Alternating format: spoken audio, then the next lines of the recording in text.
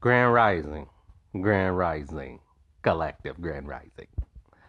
My tarot card reader was saying yesterday that one of the females from my past is going to show back up and want a baby with me. Let's be clear. I'm 40 years old. I know people from high school that have kids. All of them. People that are younger than me, 35 and shit like that, with kids. Kids with an S. So just like everything else, people underestimate my discipline when it comes to not having something I don't fucking want. If I wanted kids, I would already had them by now. So the reader was like, well, she's going to give you $1 million and just let you raise the kid as a single parent because she think you're that good of a parent. I'm like, uh-huh. I guess that was supposed to be a compliment, right? Like, it's not. Statistically, there's a lot of black parents that raise their kids as single parents, whether it be single mother or single father. It's just the single mothers always get highlighted while they act like the father didn't do shit when that's not true. So at the end of the day, I was raised by both of my parents.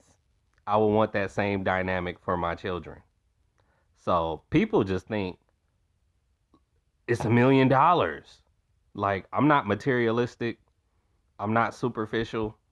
$1 million, great. Okay. That still don't mean I would agree to be a single parent. So you can offer something and that don't mean I'm gonna bite the bait. But the reader was like, well, she knows you. Don't nobody fucking know me. Not even my own siblings, not even my own parents. So it's just like, you think you know me would be the correct way to say that. So she think like, oh, well, as long as it's $1 million, you're gonna do it. Like, nah, not necessarily. If I still don't want no fucking kids, it ain't gonna happen. And especially, I had grandfathers, y'all, that waited until they was 50 years old to start having kids and shit. Well, some like that, and others was just still having kids at 50 years old. So it's just like, it's already been proven genetically that I can wait longer and still have kids. Because at the end of the day, it's not the biological clock for a man is not like that.